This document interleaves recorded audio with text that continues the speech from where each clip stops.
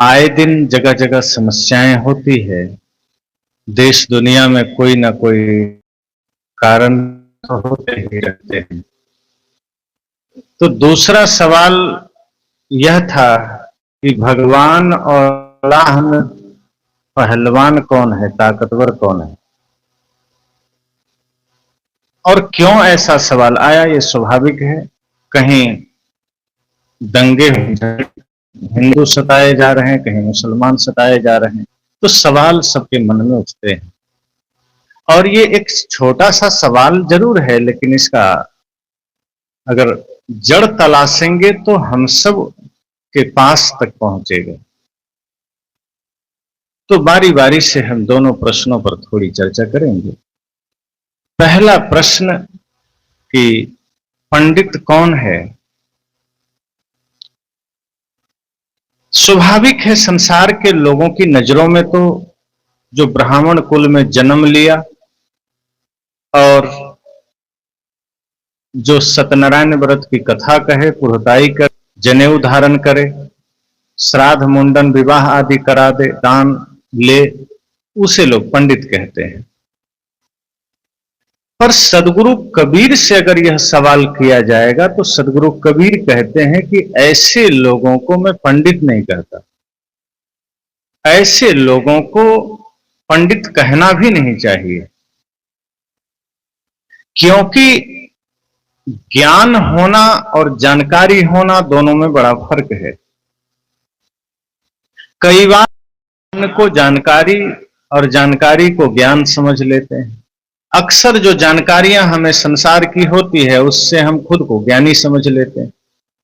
सदगुरु कहते हैं कि ज्ञानी होने का अलग ही अर्थ है।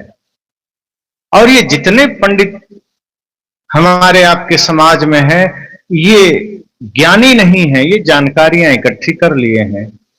परंपराओं का थोड़ा सा ज्ञान इनके पास है, कुछ पाखंड कर्मकांड इन्हें पता है, इनसे लगता है ये ज्ञानी है और ये पंडित। संसार को जानना ज्ञान नहीं, जानकारी है। मान लीजिए चांद को जान लिया, सूरज के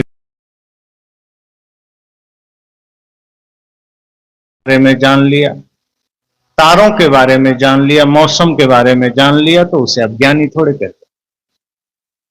सदगुरु कहते हैं जो तारों को जाना है, पृथ्वी के बारे में जान लिया, पानी कैसे बनता है ये जान लिया, तो आप उसे बढ़िया जानकार आदमी कह सकते हैं कि बड़ा जानकार आदमी। पर ज्ञानी होना बिल्कुल दूसरी बात है।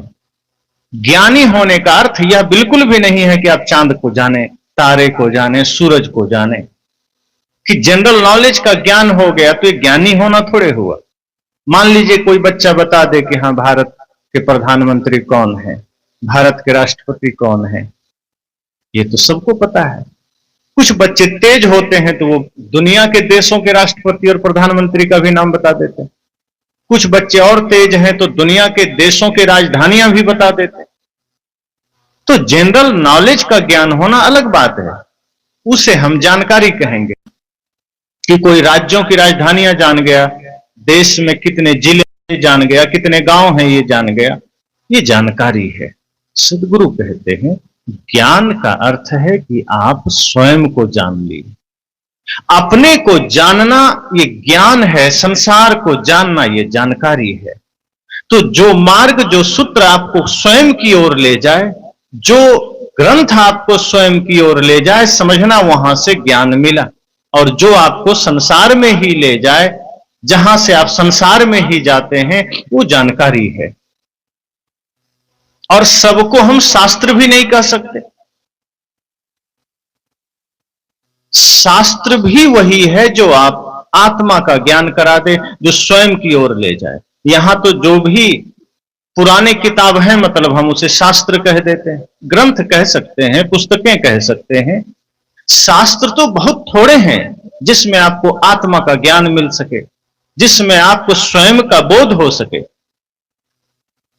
तो पंडित का अर्थ यह नहीं है कि जो कुछ जानकारियां इकट्ठा कर, जिसने दुनिया भर का कुछ फार्मूले जान लिए, कथा करना जान लिया, पूजा हवन करना जान लिया। सदगुरु कहते हैं ये अलग बात है। सदगुरु कबीर का तो चोट और भी भारी है।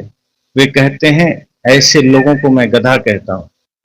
अंध सो दर्पण वेद पुराना, उसी में पंक्ति आई है कि जसखर चंदन लादे भारा, परिमल बास न जाने गंवारा। कि जैसे शास्त्रों का बोझ किसी गधे पर रख दिया जाए, वेद शास्त्र गीता, उसे फर्क नहीं पड़ेगा, उसे लगेगा ये कपड़े का ही बोझ है, उसे सिर्फ वजन पता चलता है। किताब है और किताब में भी कुरान है कि पुराण है, गधे को क्या मालूम, पीठ पर आप रख दीजिए, उसे कुछ भी पता नहीं। सदगुरु कहते हैं अगर हमारे पास भी जानकारी है और उसका आचरण जीवन में नहीं है तो समझना वो गधे से ज्यादा कुछ भी नहीं। तो जब लोगों ने सदगुरु कबीर से यही प्रश्न किया कि पंडित कौन है, उन्होंने साफ कहा कि पोथी पढ़े पढ़े जग मुआ, पंडित भया न कोई। कहा ये पोथियां पढ़ पढ़ के संसार के लोग मर गए, मरते जा रहे हैं, मरते चले जाएंगे। हम भी ग्रंथों का पाठ करते हैं, सुबह उठते हैं पाठ करते हैं। कहा ये करना जारी रहेगा, पंडित ना हो सकोगे। और इस धरा पर जो भी मनुष्य जन्म लिया है सब में पंडित होने का सामर्थ्य है और सब कोई पंडित हो सकता है। कोई ब्राह्मण कुल में जन्म लेने वाला ही पंडित है ऐसी बात नहीं है। सदगुरु कहते हैं सभी कोई पंडित हो सकता है। वे कहते हैं लेकिन अगर तुम ये मानते हो कि शास्त्र पढ़ने वाला, पोथी पढ़ने वाला पंडित है, साहब कहते हैं नहीं, वो पंडित हुआ ही नहीं, वो मर गए और मरेंगे आगे और मरते जाएंगे, लेकिन वो पंडित ना हो सकेंगे चाहे कितने भी शास्त्र पढ़ लें, कितनी भी पोथियां पढ़ ले। तो लोगों ने कहा फिर कौन है पंडित? तो साहब ने क्या कहा, ढाई आखर प्रेम का पढ़े सो पंडित हो। कहा जिसने प्रेम को पढ़ लिया वो पंडित हो गया, वो ज्ञानी हो गया। प्रेम को पढ़ने का मतलब है कि कहीं लिखा है प्रेम और पढ़ लिया, ये नहीं है। प्रेम को पढ़ने का मतलब है आचरण में प्रेम उतर गया कि अब जहां भी दृष्टि जाएगी प्रेम की दृष्टि हो, उसमें कोई नफरत नहीं, कोई घृणा नहीं। जब दृष्टि में पूर्ण प्रेम समाहित हो जाए तो भीतर से विकार मिट जाते हैं, सारे कलमश धुल जाते हैं। फिर सृष्टि में जहां भी आप देखेंगे वहां आपको प्रेम ही प्रेम नजर आए, सब कुछ आपको अच्छा ही अच्छा नजर आएगा। साहब कहते हैं कि जहां हृदय में प्रेम जागृत हुआ, जहां आपके रोम रोम में प्रेम खिल उठा, जहां समस्त सृष्टि और आपके बीच कोई दूरी ना बची, समझना पंडित हो गए। बड़ा साधारण सूत्र मालूम पड़ता है पंडित होना, लेकिन ये साधारण नहीं। यहां तो अपनों से प्रेम हो जाता है और कोई दूसरा है तो उससे नफरत हो जाती है। कोई अपने काम का है तो हम उससे लगाव कर लेते हैं, काम का नहीं है हम उससे विद्रोह कर लेते हैं। घर में ही आप देखिए, अपना बच्चा है तो हम सोचते हैं मिठाई पहले अपने बच्चे के हाथ में दें, भाई का बच्चा है थोड़ा बाद में भी मिले ना मिले कोई बात नहीं। और ये घटनाएं घटती है कि जब अपने ही घर में प्रेम में बंटवारा हो गया तो प्रेम थोड़े है, उसे आप प्रेम का नाम नहीं दे सकते। प्रेम बड़ा साधारण मालूम पड़ता है, प्रेम साधारण नहीं। प्रेम होना मतलब सिर्फ होना है, फिर वो किसी से हो सकता है, जीव जंतु से, मनुष्य से, सबसे। ऐसा नहीं वो सिलेक्ट करेंगे, चयन करेंगे कि नहीं अपना बच्चा है तो प्रेम हुआ, अपना भाई है तो प्रेम हुआ, अपनी मां है तो प्रेम हुआ, पड़ोसी है तो नफरत हुआ। अब जैसे टंकी में आप पानी भरें और नीचे टोटी कोई खोले आकर, तो अगर घर का आदमी खोलता है तो पानी निकलेगा और दूसरे गांव का खोलेगा तो क्या उसमें तेल निकल आएगा। टंकी में अगर पानी भरा है तो कोई भी खोलेगा, हिंदू मुसलमान सिख ईसाई सबको पानी ही मिलेगा। सदगुरु कहते हैं प्रेम जब हृदय में जागृत हुआ तो संपूर्ण जागृत हुआ, फिर अपने हो या पराए सबके लिए होने आए। देखो कदम तुम्हारे हरगिज न डगमगाए, रास्ते बड़े कठिन हैं चलना संभल संभल के, इंसाफ की डगर पे बच्चों दिखाओ चलो। का फिर अपना हो पराया हो क्या फर्क पड़ता है? अपना बेटा हो दूसरे का बेटा हो, अपनी मां हो दूसरे की मां हो, अपना परिवार हो दूसरे का परिवार हो, फिर दृष्टि में प्रेम है, करुणा है, कोई घृणा नहीं, कोई नफरत नहीं। हाँ, अपने परिवार के प्रति आपके दायित्व हैं, कर्तव्य हैं, आप निभाएंगे। लेकिन कोई सामने आ गया और आप अपना बच्चा समझ के उसको कुछ ज्यादा दे दिए और भाई का है तो नहीं दिए। तो हालत ये है, कई जगह मैंने देखा है कि एक भाई धन कमा करके बड़ा आदमी बन गया, छोटा भाई गरीब है। तो बड़ा भाई बड़ा आदमी बन गया, धन पैसे उनके पास ज्यादा हो गए, धन रुपए ज्यादा हो गए, घर बढ़िया बना लिया, गाड़ियां खरीद लिया, व्यवस्थाएं बढ़ गई। छोटा भाई गरीब रह गया, वो खाने को तड़प रहा है।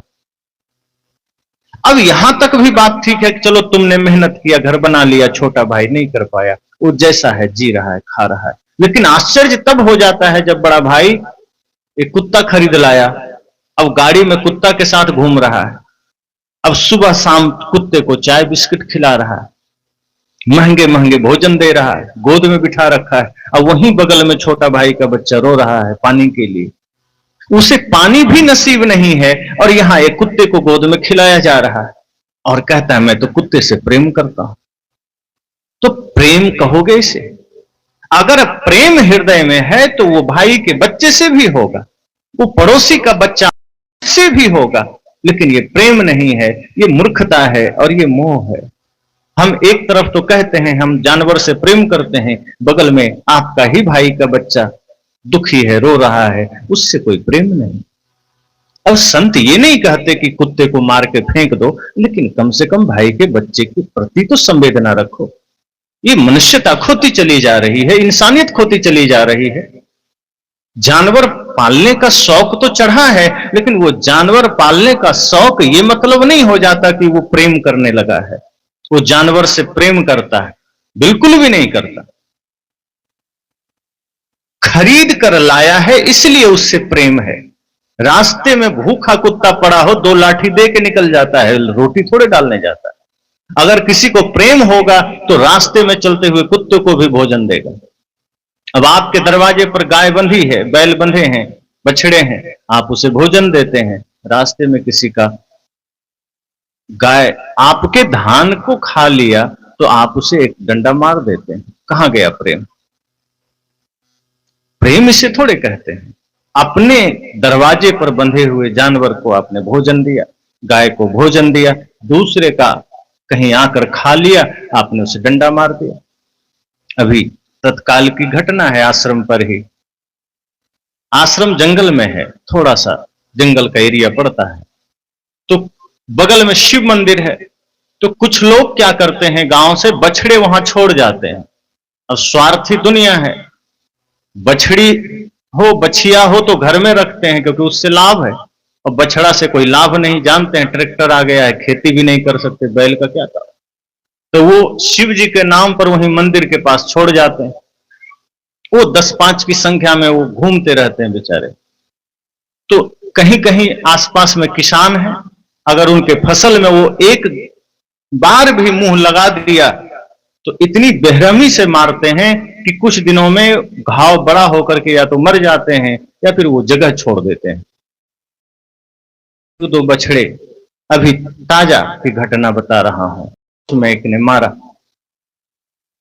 कान के पास और गले में, भयंकर घाव बन गया। आश्रम में ही वहां वो रात भर रहता था। हम लोग कुछ ना कुछ जो खाते थे वो खिला देते थे। अगर हम फल खा रहे हैं तो ले जाकर फल खिला देते थे, रोटी खा रहे हैं रोटी खिला देते थे, कुछ ना कुछ खिला देते थे। तो जानवर भी प्रेम की भाषा समझते हैं, वो साथ में वहां रहने लगे। लेकिन दिन में कहीं कहीं घूमने चले जाए तो किसी ने मारा, तो पता नहीं चला 2-4 दिन, लेकिन घाव बड़ी तेजी से बढ़ा और वो घाव धीरे धीरे भयंकर रूप ले लिया, उसमें कीड़े पड़ गए। तो हमारे पीछे बैठे हैं हमारे रामानंद जी, वैद्य भी हैं, जो गाड़ी चलाए हैं। तो उन्होंने कहा कि इसकी चिकित्सा करनी पड़ेगी और ये ठीक हो जाएगा, वरना ये मर जाएगा 2-4 दिन में। तो हम सब ने उसे प्यार से पकड़ा, इन्होंने उसको घाव को धोया, दवाइयां लगाई। 1 से 2 दिन में उसका घाव मुरझा गया, भयंकर लग रहा था कब मर जाएगा। फिर पता चला कि हाँ पड़ोस में ही 1-2 किसान रहते हैं, उसने बेरहमी से मारा। उससे पहले एक को ऐसा मारा उसके पैर नाकाम हो गए, वो चल नहीं पाता था, वो दम तोड़ दिया। अब उसके पास 10 जानवर हैं, गाय भैंस सब मिला करके। उसे वो भोजन दे रहा है, चारा दे रहा है, उसी खेत से चारा काट के खिला रहा है। लेकिन बछड़ा जिसे शिव जी के नाम पर नंदी समझ के छोड़ दिया गया, उसको कुल्हाड़ी से मार दिया। आप क्या कहेंगे? बड़ा प्रेमी आदमी, वो क्रूर आदमी है। जानवर अपने दरवाजे पर रखा है, उससे कुछ उसे प्राप्त हो रहा है, इसलिए भोजन दे रहा है। जिस दिन गाय दूध देना बंद कर देगी, जिस दिन वो गाय बच्चे देना भी बंद कर देगी, वो कसाई के हाथ में बेच आता है, नहीं पालता। कई लोग कहते हैं क्या करें, 3-4 हजार महीने खर्च हो जाए, कहां से करेंगे? अब तो गाय दूध भी नहीं देती, बच्चे भी नहीं देगी, बूढ़ी हो गई, बेचना पड़ेगा। और बछड़े को तो कोई काम नहीं, बेच देंगे। मैंने कहा अब माता पिता भी बूढ़े हो गए, कोई काम नहीं कर रहे, बेच दो कसाई को। और कई लोग तो बेच ही देते हैं, कसाई को ना सही वृद्धाश्रम में तो डाल ही देते हैं। तो माता पिता तो छोड़ो, बच्चे भी तो कुछ नहीं कर रहे तुम्हारे, छोटे हैं अभी, अभी तो खर्चा ही हो रहा 10,000-15,000 का महीना, लगा दो कहीं किस कसाई के हाथ। हर चीज मतलब और लाभ के लिए थोड़े होता है। प्रेम का मतलब जहां निस्वार्थ सेवा हो। अगर 2-4 बछड़े और बछिया दरवाजे पर बंधे हैं और आप अपने श्रम में से कुछ अंश उसको खिला दिए, तो ये क्या हो गया? समझना, सेवा ही तो हुई। हम सब ने संकल्पित, इस मामले में हम सब ने भी संकल्प लिया कि जल्द ही हमारे पास एक सदगुरु कबीर गौ सेवा धाम होगा, जहां ये बछड़े हो, चाहे बछिया हो, चाहे गाय हो, कोई लाचार इस क्षेत्र में नहीं मर सकता। और उसकी प्रक्रिया भी शुरू हो गई। तो प्रेम का मतलब यह नहीं है कि आप चयन करके प्रेम करें कि अपना है तो उसे भोजन दिया, दूसरा है तो उसे दुत्कार दिया, कोई परिचित है तो उसे सहायता कर दी, अपरिचित है तो सहायता नहीं किया। सदगुरु कबीर कहते हैं फिर ये न प्रेम है, न ये पंडित होना है। अब पंडित अलग बात है, प्रेम अलग बात है। तो प्रेम की भी परिभाषा आज हमने बिगाड़ा। किसी से मोह हुआ, हमने प्रेम समझा। कहीं लाभ है, उस नाते हम जुड़े, हमने उसे प्रेम समझा। किसी से हमें लाभ मिल रहा है, तब तक हमने उससे स्नेह कर लिया, लगाव कर लिया, हमने उसे प्रेम समझा। प्रेम निस्वार्थ, प्रेम में कोई मांग नहीं है, प्रेम में कोई चाह नहीं। निष्काम हो जाए तो समझना प्रेम हुआ। बिना मांग के, बिना चाह के, अगर सिर्फ देने का भाव है तो समझना वो प्रेम हुआ। और वैसे ही प्रेम को परमात्मा का। तभी तो सदगुरु ने कहा 2.5 अक्षर प्रेम का, पढ़े सो पंडित हो। प्रेम हो जाना पंडित होना है। हृदय में प्रेम का जगना पंडित होना है, ज्ञानी होना है। ये साधारण बात थोड़े है। किसी ने कहा हमें माता से प्रेम है, पिता से प्रेम है, पत्नी से प्रेम है, किसी ने कहा प्रेमिका से, प्रेमी से। लेकिन उसके मूल में जाना पड़ेगा कि वास्तव में वो प्रेम है या स्वार्थ या कामना है। प्रेम का मतलब ही है जहां कोई कामना ना हो, निष्काम, कोई चाह ना हो, कोई मांग ना हो। तो सदगुरु कबीर ने कहा पंडित वह है जिसने प्रेम को जाना, जिसने प्रेम को जिया। जीना बहुत अलग बात है, प्रेम को जान करके जी लेना ये सबसे बड़ी बात है। प्रेम के बारे में जान तो सब लेते हैं, व्याख्या कर लेंगे कि हाँ प्रेम का मतलब क्या होता है, तो लोग कहेंगे प्रेम मतलब जहां कोई कामना नहीं, कोई चाह नहीं। लेकिन क्या ऐसा हम कर पाते हैं? प्रेम, अब जैसे कोई तैरने के बारे में जान ले, पढ़ाई में तो सब कुछ सिखाया जाता है। अब तैरने के बारे में किसी को पढ़ा दिया गया कि हाँ पानी में उतरना है, हाथ पैर पटकना है, एकदम बारीकी से बता दिया गया कितना डिग्री में पैर रखना है, वो सब जान लिया। अब पूरा रट लिया कि हाँ इस तरह से तैरा जाता है। अब गलती से कोई उस आदमी को पानी में धक्का दे दिया तो क्या लगता है तैर लेगा? अगर वो सिर्फ किताब पढ़ के गया है पक्का डूब जाएगा। तैरने के लिए अभ्यास करना पड़ेगा, भले ही वो ना तैरने के बारे में कोई जानकारी उसके पास ना हो, लेकिन अगर पानी में बार बार उतर के तैरना जान लिया है तो पढ़ना उतना आवश्यक नहीं है, वो तैर लेगा। इसी तरह प्रेम पढ़ने की चीज नहीं, वो जीने की चीज है।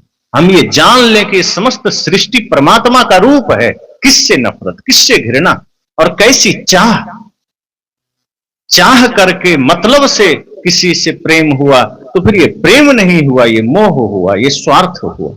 सदगुरु ने कहा कि पंडित होने की शर्त यह है कि हृदय में प्रेम जागृत हो जाए। और वो प्रेम क्या है? साहब ने कहा, जहां कोई कामना नहीं, कोई छल, कोई कपट नहीं, कोई स्वार्थ नहीं, कोई चाह नहीं, यह तो घर है प्रेम का, खाला का घर नाहीं, शीश उतारे भूमि धरे, तब घर बैठो माहे। साहब कहते हैं यह तो प्रेम का घर है, यहां अपने अहंकार को उतार के प्रवेश करो।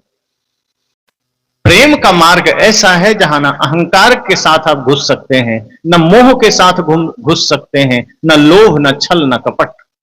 बिल्कुल निर्विकार हो जाइए, तभी प्रेम जीवन में घटित हो सकता है। और जिसके जीवन में सच में प्रेम घटित हुआ, समझना परमात्मा ही हो गया हो। हम प्रेम ही परमात्मा है कहते तो हैं, प्रेम घटित कहां होता। तो सदगुरु कबीर ने खुद इसका समाधान किया है कि पंडित वह है जिसने प्रेम को जाना। प्रेम को जाना मतलब उसने सत्य को भी जाना, उसने करुणा को भी जाना, अहिंसा को भी जाना। और दूसरी बात कि अल्लाह और भगवान में ज्यादा ताकतवर कौन है, शक्तिशाली कौन है। अब समस्या यह है कि 57 मुस्लिम देश हैं और जहां जहां मुसलमानों की अधिक आबादी है, अधिकांश देशों में हिंदू वहां सताए जाते हैं। अभी बांग्लादेश में देखिए हिंदू के साथ कितनी प्रताड़ना हो रही है, कितने लोग सता रहे हैं, मंदिर तोड़े जा रहे हैं, बहुत बुरी दशा है वहां हिंदुओं की। अगर भगवान ताकतवर हैं तो जाके बचा लेते, मंदिर भी तोड़े जा रहे हैं तो भगवान भी नहीं बचाए। और जहां मुसलमान के साथ हिंसा हो रही है वहां अल्लाह भी आकर नहीं बचाए। अयोध्या में तो बाबरी मस्जिद ढा दिया गया, तोड़ दिया गया, पता नहीं अल्लाह कहां बैठे थे, कुछ भी पता नहीं चला। उससे ज्यादा ताकतवर तो सुप्रीम कोर्ट था जो आदेश दिया, मंदिर बन गया, मस्जिद टूट गई, ये अल्लाह अल्लाह करते रह गए, अल्लाह का कोई बस नहीं चला। अब इसके मूल में आप जाइए, संक्षिप्त उत्तर है कि ना अल्लाह बड़ा है ना भगवान बड़ा है, ये इंसान बड़ा है। ये इंसान अगर चाह ले कुछ भी कर सकता है, क्योंकि सदगुरु तो कहते हैं जो तिल माही तेल है त्यों चकमक में आग, और तेरा साईं तुझ में जाग सके तो जाग। सबसे पहली बात तो भगवान को बाहर खोजना ही ना समझी है, क्योंकि जो है ही नहीं बाहर उसे खोजोगे तो मिलेगे नहीं थोड़े। अब मान लीजिए इस गांव में आपका घर है और कोई आदमी आपको, आपके घर को खोजने पाकिस्तान चला जाए, तो वो कभी खोज पाएगा? कितनी भी कोशिश करे, घर घर जाए, नहीं मिलेगा, क्योंकि है भानपुरी में, वो चला गया पाकिस्तान। भारत में भी नहीं खोजा कि आसपास भी रहे, बिल्कुल पाकिस्तान चला गया। भगवान जहां है वहां कभी हम देख नहीं पाते, जहां नहीं है जीवन भर उसी में दौड़ते चले जाते हैं।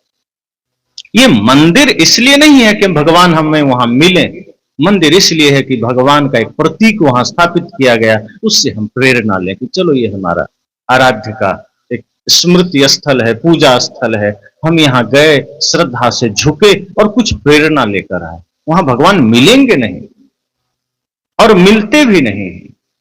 तो पूजा हमारी अलग होती है, कर्म हमारा अलग होता है। हम भगवान की या अल्लाह की या गॉड की पूजा कर लेते हैं, उस पूजा को कर्म में नहीं उतारते। अब यही छत्तीसगढ़ में मैं जगह जगह देखता हूं, बैल की मूर्ति बनी होती है, सांड की, जगह जगह। अब कितनी उसकी पूजा है तभी तो मूर्ति है, लेकिन जिंदा बैल कहीं आ जाए तो हम भागने लगते हैं या भोजन नहीं देते। जिंदा सामने आ जाए तो खर्चा है, अब मूर्ति में है तो उसकी पूजा हो रही है, उसके सींग में घी हम चपूड़ देते हैं कभी कभी पूजा के समय। अब कोई जिंदा आदमी सामने हो तो उसको हम पानी भी नहीं पूछते। वही चूहा गणेश जी की सवारी है, मूर्ति में है तो अगरबत्ती घुमा देते हैं, और असली का घर में घूम जाए तो मुश्किल लाते हैं पकड़ने के लिए कि किसी तरह पकड़ के मार दें। तो कर्म और पूजा में बड़ा फर्क हमारा हो गया है। नाग पंचमी पर भगवान शिव के गले का नाग का फोटो ला करके हम दूध साफ करते हैं, असली का आ जाए तो लाठी लेके मार के फेंक देते हैं कि तुम्हारा यहां काम नहीं। सदगुरु कहते हैं ये पूजा भगवान के नाम पर होती तो है पर वो कर्म में नहीं उतर पाता। इसलिए सदगुरु कहते हैं सबसे पहले अपने हर कृत्य को पूजा समझ, और जब हम अपने कृत्य को पूजा समझ के करते हैं कर्म को, तो कर्म गलत नहीं होता। अगर आप झाड़ू लगा रहे हैं और आप ये मनोभाव कर लें कि ये मेरा घर नहीं, ये परमात्मा का मंदिर है, फिर देखना उस दिन जो सफाई होगी वो और दिन से बिल्कुल अलग होगी। ऐसा भाव कहां करते हैं? मंदिर गए तो तुरंत मन में आए भगवान का मंदिर है, बढ़िया बढ़िया झाड़ू, बढ़िया से सफाई, घंटों सफाई, लोगों को लगे कि बड़ा धर्मात्मा आदमी है, देखो मंदिर में झाड़ू लगा रहा है। पर ये परवाह मत करिए कि आप मंदिर में लगा रहे हैं, आप ये परवाह करिए कि मैं अपने घर को ही मंदिर बना लूं, मेरा घर का एक एक कोना परमात्मा का मंदिर है। और उस दिन आप बड़ी ही श्रद्धा से अपने घर में झाड़ू लगाइए, आप देखना आपका घर भी उसी सुवास से सुवासित हो उठेगा, उसी आनंद से भर उठेगा। आप भगवान के लिए भोजन बनाते हैं, कितनी श्रद्धा कितने भाव से। जो लोग भगवान को भोग लगाते होंगे, लगाए होंगे कभी, तो आप इतनी श्रद्धा इतनी निष्ठा से बनाते हैं, इतनी भक्ति से बनाते हैं। लेकिन घर में पति के लिए सास ससुर के लिए बनाते हैं तो मन में खून खून चलता रहता है कि अपना तो इधर उधर मौज कर रहे हैं, हम भोजन बना रहे हैं, कुछ ना कुछ घुन घुन घुन घुन चल रहा है, दे भी अल्ले खा ले, टाइम नहीं उतना। अब सोचो जरा, जहां सच में भगवान नहीं है वहां आपने बड़ी निष्ठा दिखाई, बड़ी श्रद्धा दिखाई, और जिसमें सच में है वहां आपने खिन्नता दिखा दी, वहां आपने भीतर के मनोभाव को बिगाड़ लिया, वो भोजन फिर विष बन गया। अगर परमात्मा के जगह पर घर को ही परमात्मा मान लेते कि घर में जो सास ससुर पति हैं, माता पिता हैं, भाई हैं, ये परमात्मा के ही तो रूप, और एक दिन इस भाव से आप भोजन बना लीजिए, वो भोजन भोजन न रह के वो प्रसाद बन जाएगा। और फिर उस प्रसाद को अगर आपके घर के लोग ग्रहण करेंगे तो जो स्वाद कभी ना आया, कई प्रकार के व्यंजन में ना आया, वो साधारण दाल रोटी में भी आ सकता है।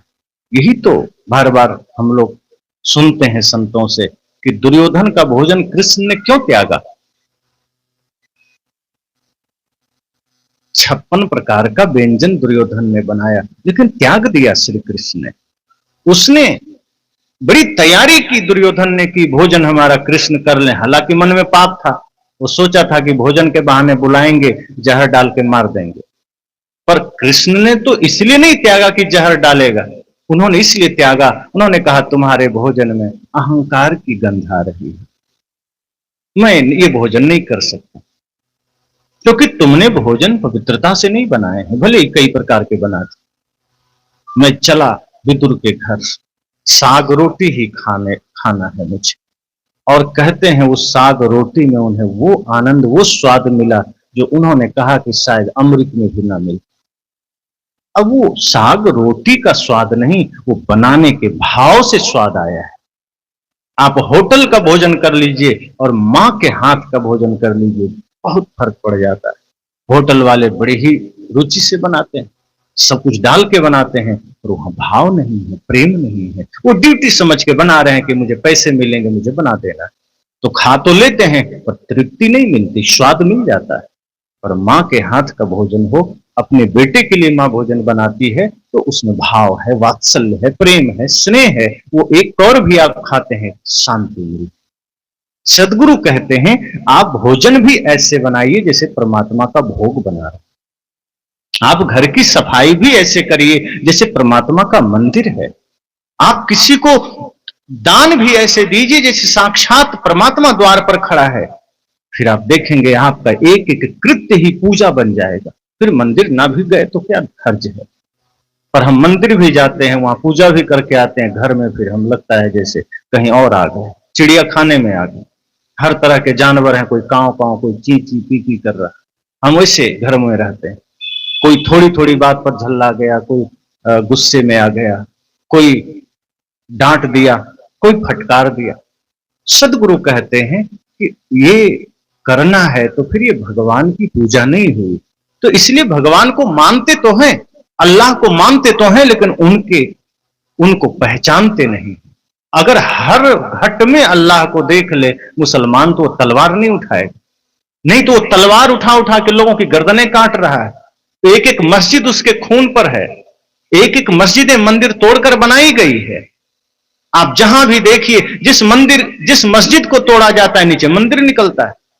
अब वो कोई प्रेम से थोड़े कहा होगा कि नहीं तुम्हारा मंदिर हम मस्जिद बनाएंगे, वो मारकर ही किया होगा। तो जिसका धर्म, जिसका संप्रदाय ही खून पर खड़ा हो, वो लोगों में क्या प्रेम बांटेगा। ये तो ऐसा ही हुआ जैसे 99 गलतियां हो और एक अच्छाई हो। तो लोग उदाहरण देते हैं, अरे कुरान में भी अच्छी बातें हैं, खाक अच्छी बातें। अब दो चार अच्छाई तो मिल ही जाएंगी। अब उस दो चार अच्छाई के लिए 90-95 गलतियां स्वीकार करो। तो सदगुरु ने कहा कि नहीं, वो अलग बात है। ये अल्लाह हो या भगवान हो, ये ताकतवर होना तो दूसरी बात है, पहली बात है वो है ही नहीं। अब जब जो है ही नहीं, उसके हम शक्ति का अंदाजा कैसे लगाएं। तो लोगों को विश्वास नहीं होता, उसे लगता है सृष्टि चल कैसे। एक मुसलमान ने कहा कि आप कह रहे हैं भगवान नहीं होता, फिर ये इतनी सारी व्यवस्थाएं चल कैसे रही। तो मैंने कहा आपके हिसाब से कौन है? कहा खुदा है सब जगह। तो मैंने कहा एक भी हिंदू खुदा को नहीं मानता, तो फिर भी हिंदू इतना स्वस्थ कैसे?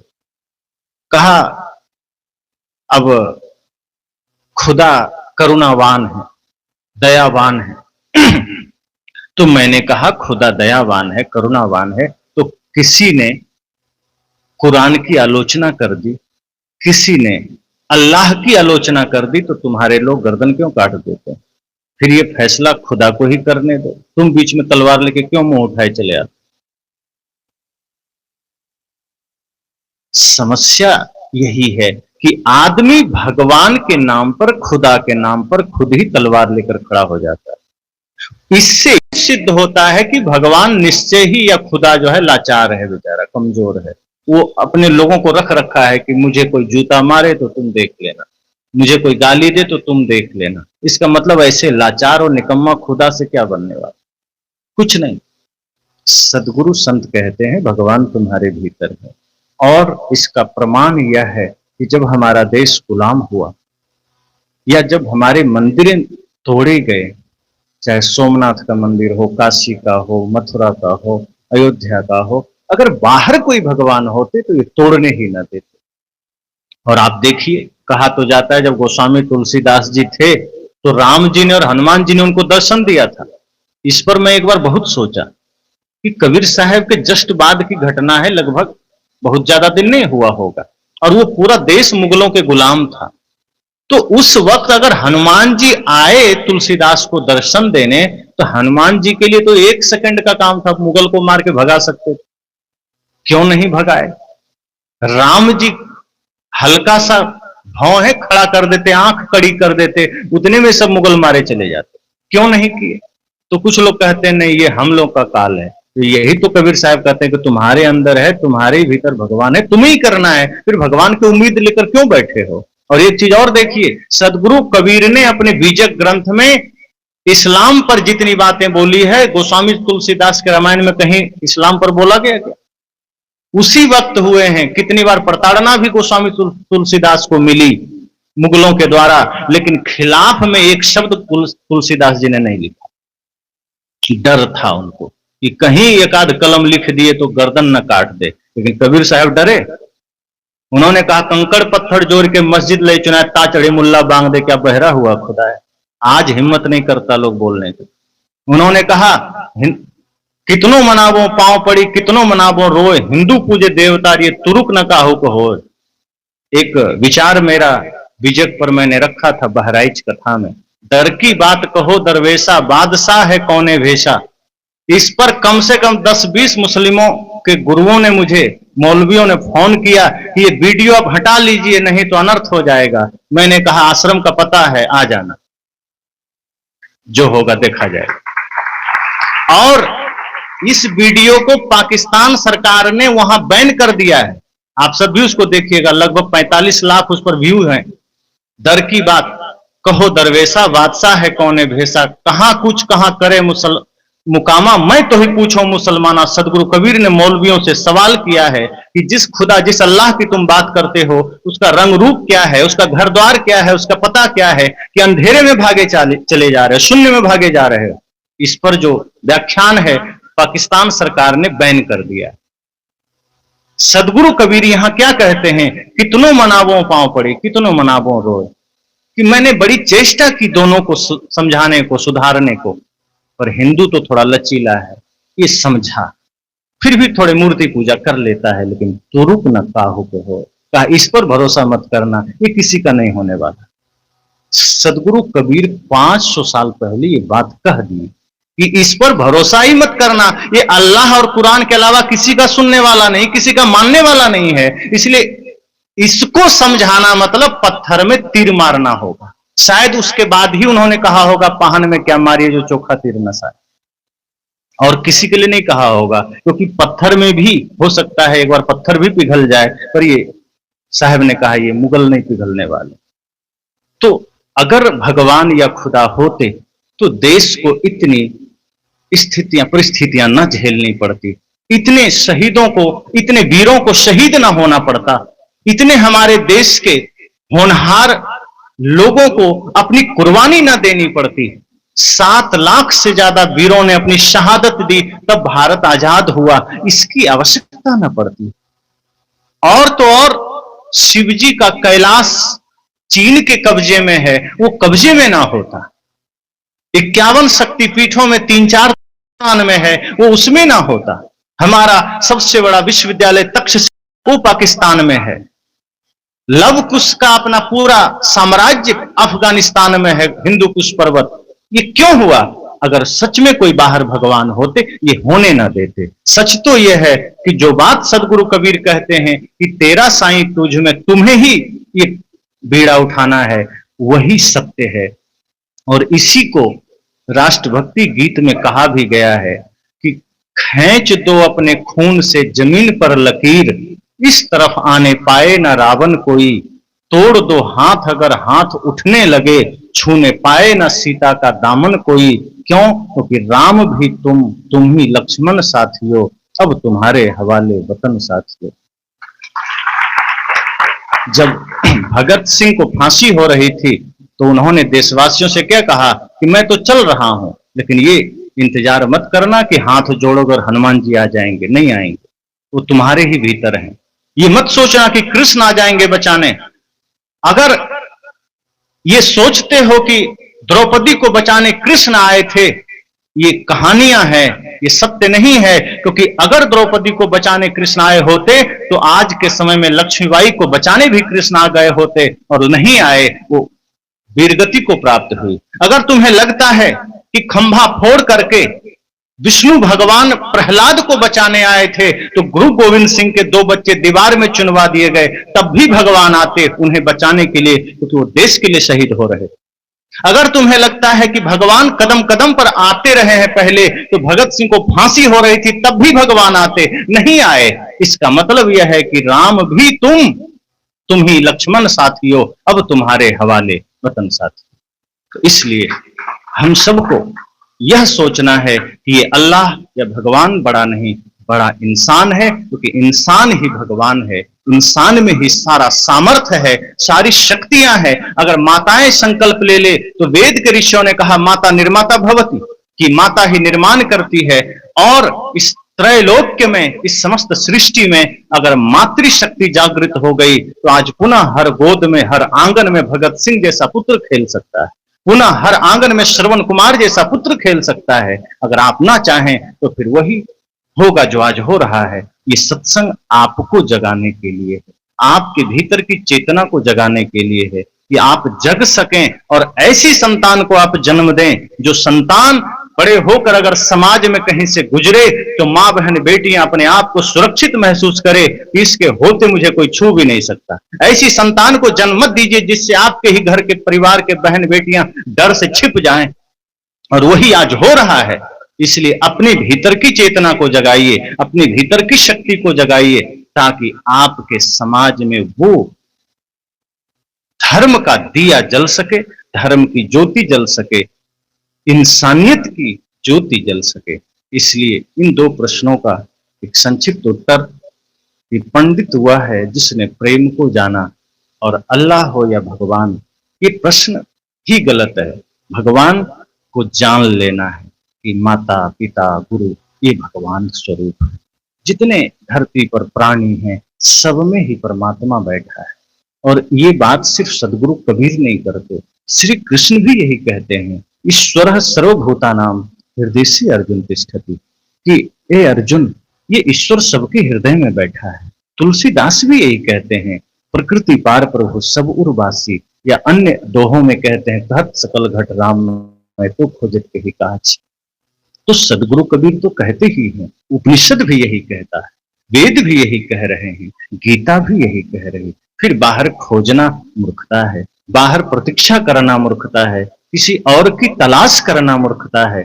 चित्र रखिए राम की भी, कृष्ण की भी, मंदिर भी बगल में है, कोई बात नहीं, लेकिन उससे इतनी ही प्रेरणा लीजिए कि ये सभी महापुरुष के वचन हमारे जीवन को दिशा देने के लिए है। अगर हम उनके बताए रास्ते पर चले तो ये मंदिर सार्थक है, ये शास्त्र सार्थक है। उनके बताए मार्ग का हमने अनुसरण किया तो उनके चित्र सार्थक हैं, वरना चित्र लगा दिए, मंदिर बना दिया, इधर हम रावण का जीवन जिए चले जा रहे हैं, इधर मंथरा का जीवन जिए चले जा रहे हैं, तो मंदिर वहीं पड़ा रहेगा, शास्त्र पड़ा रहेगा, चित्र लगे रहेंगे, उस पर दीमक भी लग जाएगा, उसका कोई मोल नहीं होगा। मंदिर मंदिर तब बनेगा जब आप अपने जीवन को मंदिर बना लेंगे, तो बाहर मंदिर, घर मंदिर, सब मंदिर हो जाएगा। इसलिए वो हम सब पर निर्भर करता है। इसी मंगल कामना के साथ और हमारे सभी आयोजक बंधुओं को ढेर सारी शुभकामनाओं के साथ